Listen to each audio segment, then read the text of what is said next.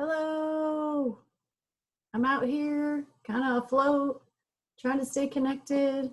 You might be feeling the same way. Rachel, academic life coach here. I want to talk about some tips on how to stay connected and keep our communication game up and going so that we're not losing any important information or anything you might need to know or let us know about you and what's going on. So, if you have a few minutes, I would love for you to hang out and just hear some of my quick tips of what we can do to stay connected to each other. We miss hearing from you. We miss you all. And we want to make sure you're staying in touch with us.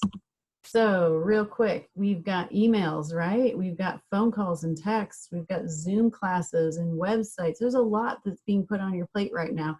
And you're thinking, man, it just would be easier if I could just come in and talk to you face to face. I get it.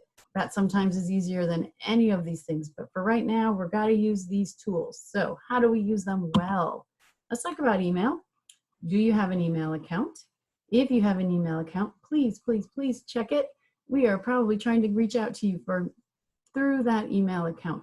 Also, if you don't have an email account, I really recommend you get one set up. This would be a great time for you to get that going. Use Gmail, use Outlook. Those are the two best ones I would suggest. They're free, they're more professional. And at this point, take advantage of setting up a new account using your name. Keep it professional so that we can quickly see who's sending the email. And also it'll be a good email to use on your resume and on job applications. And as you start job searching potentially, you're gonna wanna have a good email account that you can check. You can get it on your phone, so you can get notifications there. And your email can also help you use the calendar that's attached to it. You can set up reminders and appointments and kind of start really keeping track of all that's going on for you. You get emails from us. We ask that you please reply to those emails so that we know you've read it. We can't read your mind or see what you've done. So let us know so that we know. And then if you have questions, you can use that email back and forth. It's a great way to communicate. Also, phones. We all have them, right? Here it is. Mine disappears sometimes. There we go. We have phones, right? Everybody has different phones, different plans, different styles. I get it. And I also think on that phone, we can do a couple things to kind of make our communication clearer. Set up that voicemail account. However you need to do that. If you need help with that, you can also check with me or others here on staff to get you to get that voicemail set up. And then check that voicemail once you've set it up. Make sure it's a really clear voicemail recording that you have. Make sure that you are you're saying who you are and you're letting the person know that you will get back to them as soon as possible. Use that phone and reply to our texts or our phone calls. If you don't like answering the phone, then please, please, please have that voicemail set up. If you have a voicemail set up, I recommend you check to make sure that the voicemail box isn't too full and that people aren't able to leave you a voicemail. So yeah, use that phone for actual phone things. I know it's awesome for playing games and keeping track of all your other social media, but we ask that you can also reply to texts or send texts and call or answer our voicemails when we call you. We do want to hear from you. We want to know that you're doing okay. We want to know what's going on and what you're checking in on. Also, the Zoom classroom. That's right. That is where classes are happening.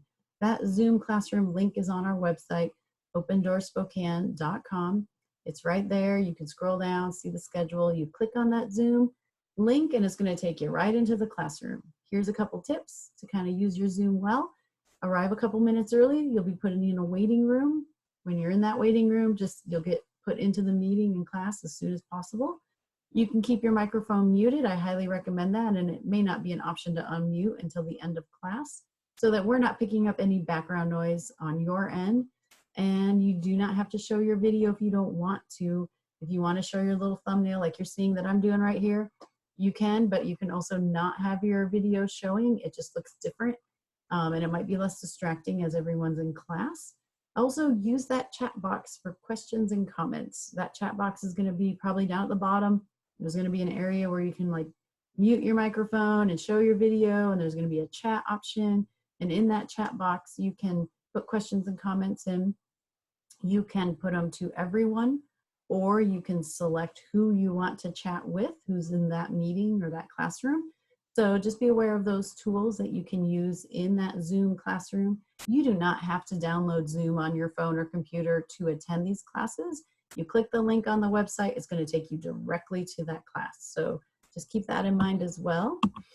Last but not least, websites. And man, we have so many websites we want you to keep track of, and I know it can be a lot. So we're on Facebook, we're on YouTube. Those might not be too strange for you. Our links to our Facebook and our YouTube are on our nextgenzone.org website. They are also on our opendoorsspokane.com website. Those are two places you can go to and find links to our other recordings, classes, helpful things you need to do. If you want to meet with a career specialist, you do need to go to nextgenzone.org to get that process started. You have your GED.com account.